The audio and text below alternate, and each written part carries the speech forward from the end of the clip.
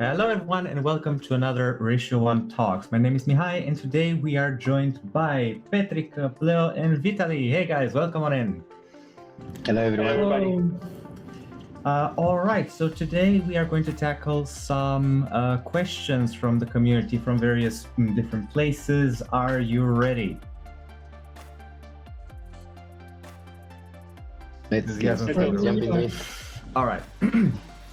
We'll start with one that I think Petrica will have the biggest reply to. Spencer asked any announcements about partner updates. This message was posted in the community Telegram, and you already replied to it with a link to our blog post about EdgeGuard, where we also talk about IICT, which is the Institute of Information and Communication Technologies. I would like to ask you, if you can, to expand a little bit to that question and to elaborate. What is EdgeGuard? Yeah. Before actually jumping into EdgeGuard, it's important to understand our approach to gathering partners and building up products and projects on Ratio1. So in the last year, we've been involved in a long series of either participation in European consortiums or projects, either development or research and development projects, either consulting others that need to build such projects on top of Ratio1. So this has been a long marathon of projects that would come on Ratio1. And happily, EdgeGuard and this joint venture into a research and development project, let's say, with the Institute of Information and Communication Technologies at the Bulgarian Academy of Sciences is EdgeGuard, actually. And more are to come, of course. The partnership is not a one-time project based, so we are investigating even more projects that we can either research, either develop, either both of them together. Mainly, the synergy between us was around the cybersecurity industry, and thus is how actually EdgeGuard was thought of and was proposed for this application for European grant and funds. What this is about? EdgeGuard is basically a edge native cybersecurity intelligence system. So think about EdgeGuard like a security analyst that analyzes alerts and translates into proper language that everybody can understand what actually happened with certain threats or certain errors in a system, and makes them understandable. Also, maybe proposes some solutions to them. It can also tie such threats or such errors with traceable incidents narratives. Maybe something happened around the world, and you can tie to those events and so on. And also, what's super nice about it is that it also identifies these threats and puts events on blockchain, so that it's always traceable of what happened and when happened and so on. So it's a joint venture around the cybersecurity, and basically ICT comes with mainly with research on explainable AI, knowledge graphs, and trusted reasoning. While of course Ratio1 comes with the edge infrastructure, like edge node processing, resilience, and actually deployment at scale. So this is a bit shortly of what EdgeGuard is. In a way, it's a bit similar to Red Mesh, but it's more focused on these cyber threats. Good. That's very, very good. And I can say that more and more are coming because as I mentioned in some of the previous Ratio1 talks, three of the narratives and directions we focus right now are healthcare, cybersecurity, and all the applications that require deployment at scale on edge nodes.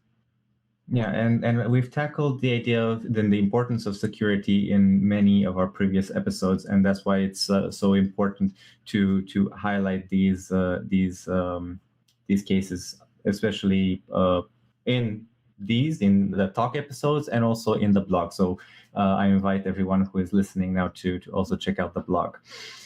All right. Good. Moving forward, we have Patrick. He came toward us with 2 questions. I'll read them as they were sent. As CSP's adoption grows, how do you envision making that demand legible to the outside world, especially to potential partners and node operators? My interpretation, maybe you guys see it differently. My interpretation is more towards the idea of how these sort of interactions and success of the platform is perceived by people from the outside, from the outside world. How do we showcase these, aside from, of course, our blog posts and talking about them here? Okay, that's an interesting question. I don't know if I got the question right. I mean, it's a bit a tricky question. I don't. But from what I got, from what you understood from this question, is that Patrick is asking about a way to showcase this success, or I don't know. The adoption growth, yeah. How do we show it, and how do we show that there is demand? I think actually, I think I got where Patrick is coming from with these questions, and I think I also had some discussion with him in my DMs. The idea is that I think he's also used to the kind of noise in the crypto space. Sorry to interrupt. If you can lower the camera just a little bit, because you distanced yourself a little bit from the. There you go. That's a little bit. Is that better? Yeah, it's much better. Thank you. Okay. So back to it. What I mean is that I think Patrick is used to what's happening in the Web3 industry, which is 90% is, I would say, is noise, useless noise. Just pushing announcements and pushing, throwing names out of there and saying, okay, this was a partnership with us, and this was something that happened, and it actually never happened on a protocol and so on. That's not our approach. And I think the best showcase of this protocol, beside, of course, having everything open source and allowing everybody to dive into the code and so on, I think that the best success metric is going to be the success you can measure on chain, because you are going to see exactly how much USDC, how much total log value is within the protocol.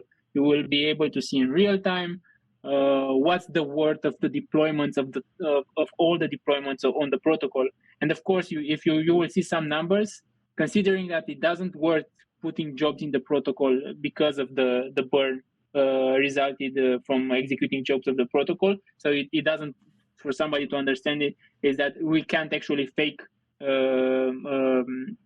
deployment and adoption, because actually it costs a lot of money to do it, because every job is wearing a burn fee that it's like a tribute towards the protocol. And in time you end up with no money if you keep doing it continuously by yourself. But of course you will see when more and more of the products and the projects and partnerships we have in the pipeline, they get either funding and either they reach maturity and they deploy on mainnet and they lock their deployment value in the escrows for the protocol to execute their jobs.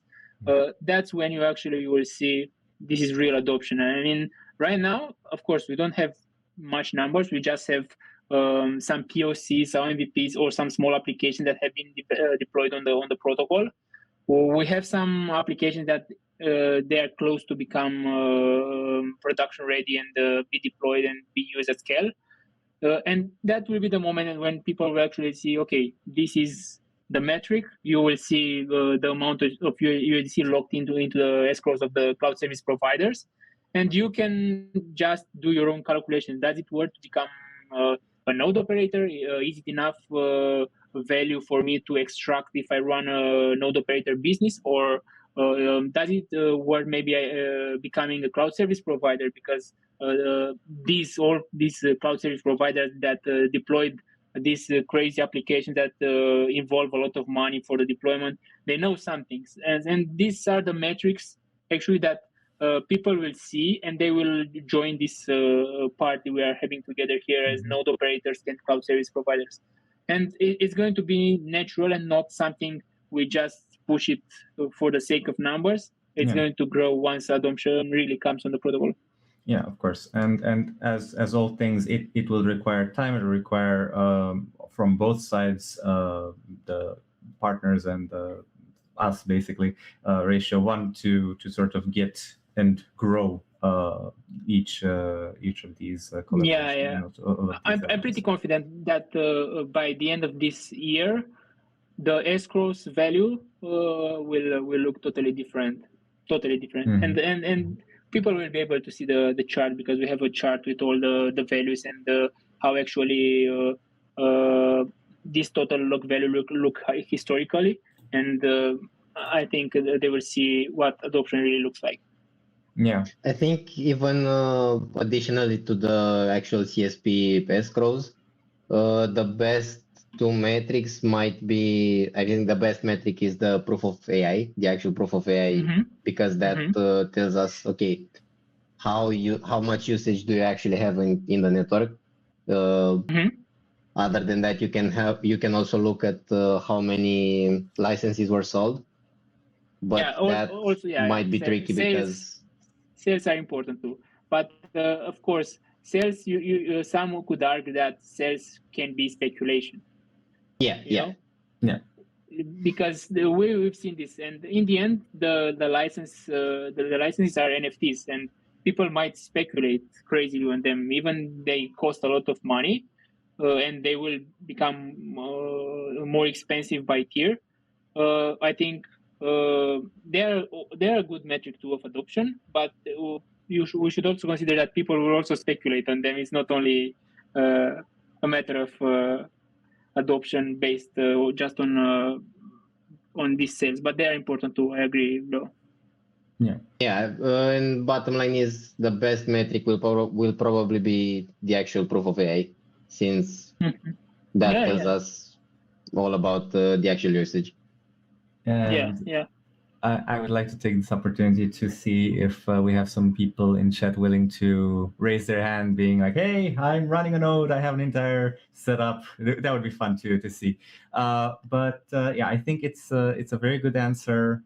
Thank you for that. And maybe we can have now, since Bleo, you chipped in, maybe you or Vitalii can answer this next question. So I'm looking forward to hear which one of you will tackle this one.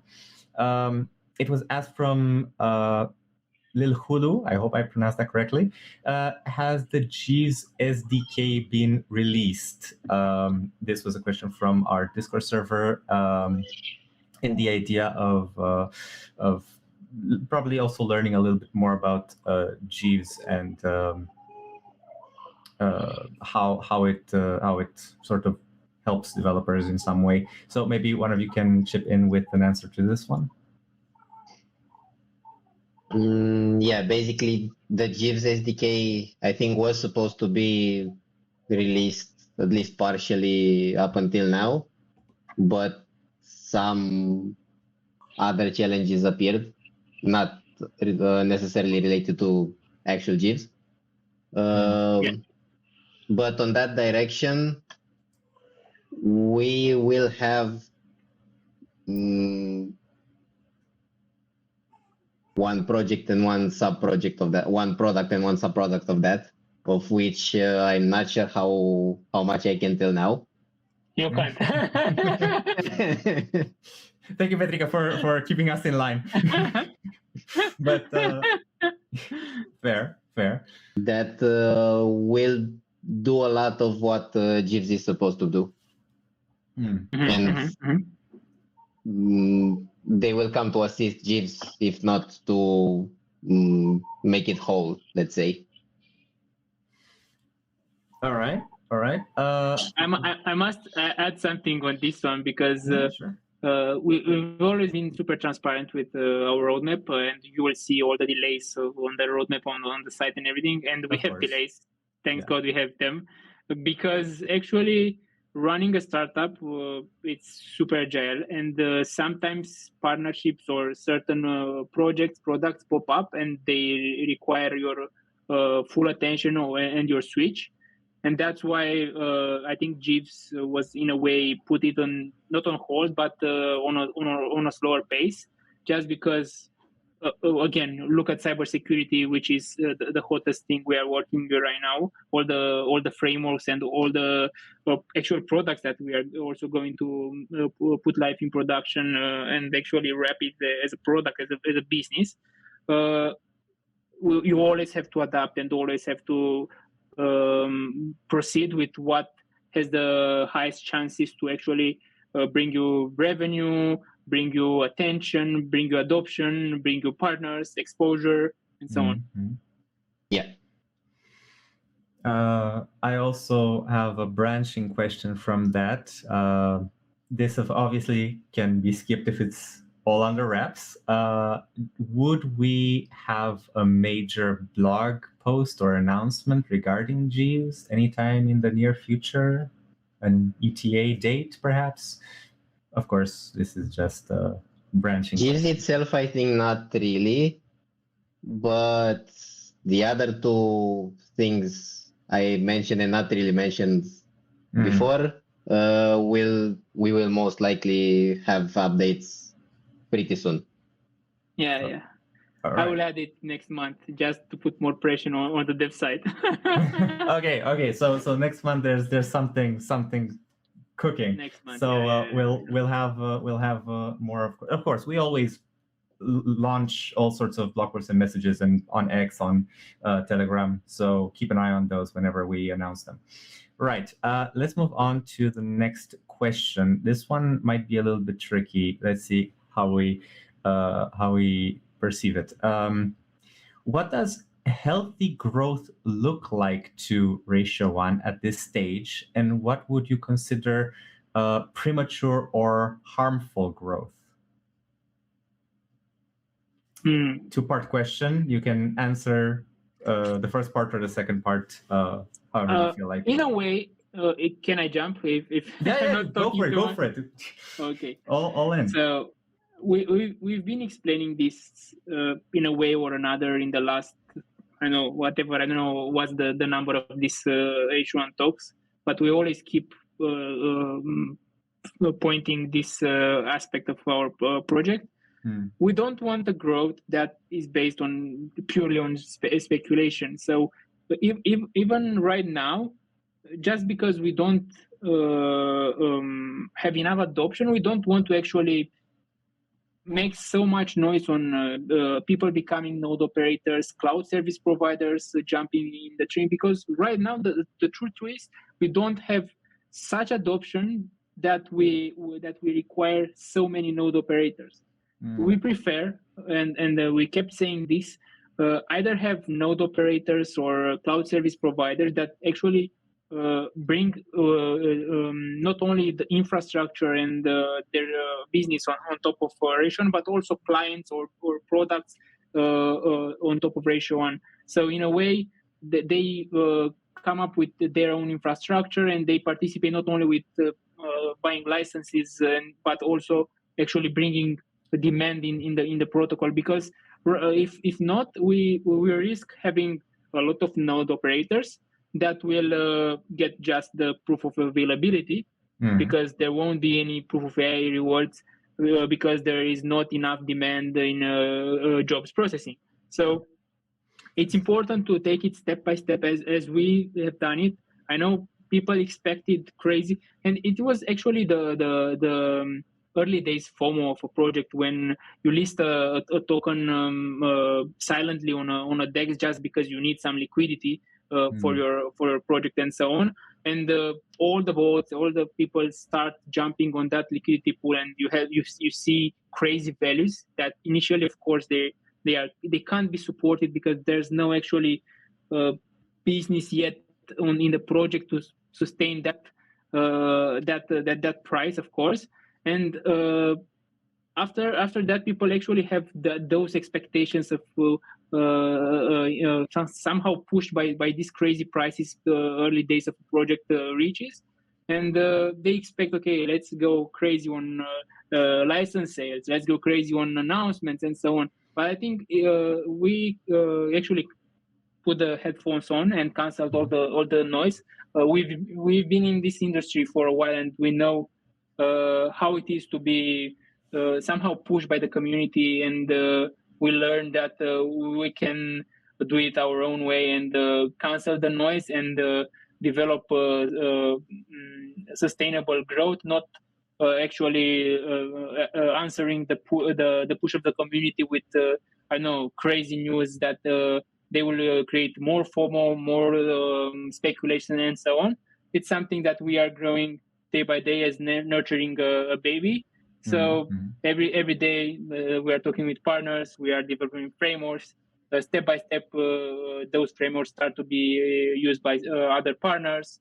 We are building products on top of these frameworks. We are actually returning parts in the ecosystem through deployment. So you will see more proof of AI, more burns, and so on. And in time, once the chain will show the real adoption, people will come one by one, knowing it worth paying, let's say, $1,000 for a license, because I can already see what a license and running a node can actually earn me. Right now, if you buy it, you just need to trust that maybe in the future you will see it. So it's a game you can play. You can speculate. You can trust the team if you understand what's behind it. What this team actually plays as a game, because we are actually doing a real platform for business and for enterprise adoption, not only for people to just deploy some anonymous applications and just play around with some small applications. We are building something that enterprises, institutions, and European projects or international projects deploy huge applications on top of. And I think this is the risk of growth. People getting too enthusiastic about everything. A lot of people speculating more than it's required at this point, and having a surplus of node licenses and node operators that can't be fed right now because there's not enough adoption. But once we have enough adoption, they should come slowly to meet the demand, because at that point, when we will reach a point, and I know we will reach that point in time, when there will be such a demand that current node operators can't meet the compute demand. And at that point, of course, we are going to shout, guys, we need node operators. We have a lot of jobs that can't be processed by the protocol because we don't have enough compute. Even ourselves, of course, if you see such demand, you're not crazy to leave money on the table, and you are going to pop up another node in the protocol just because there's demand. I mean, it's business on the table.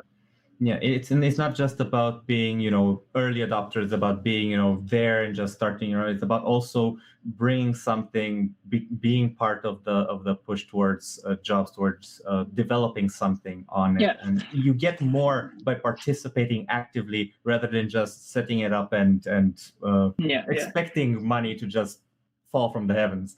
Yeah. So and we really want to inspire this kind of mentality to all the people that are around or find out about our protocol.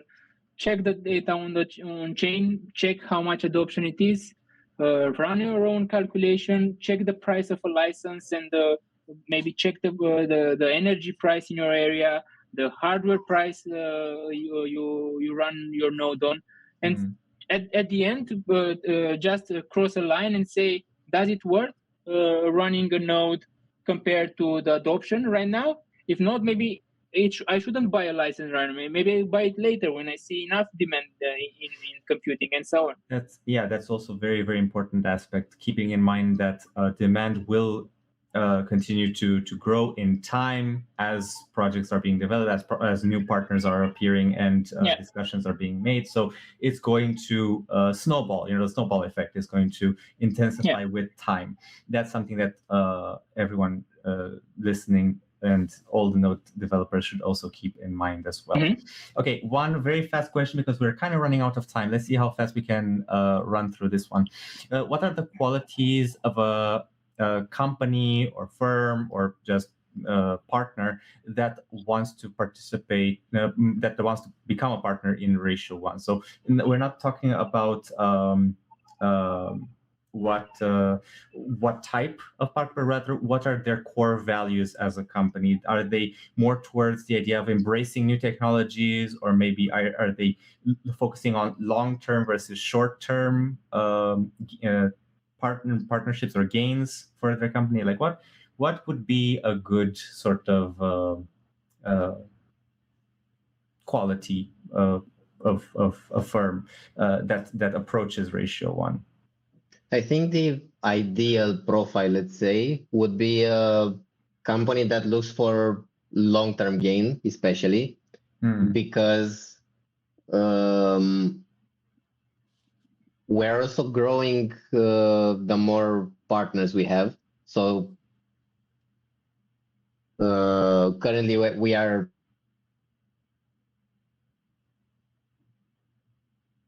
I think we lost Leo. Yeah, I think Leo disconnected for a second. You're back. Testing. Oh, okay. Yeah, now you're Sorry back. for that. Yeah, you're back. It's fine.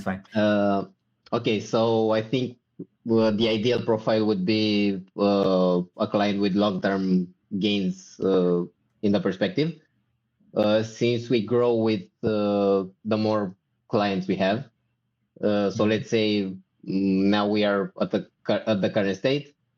5 clients into the future, we will be even more advanced with our technology and more prepared to handle more other clients. And if you are an early adopter, you will take advantage of all of this evolving technology and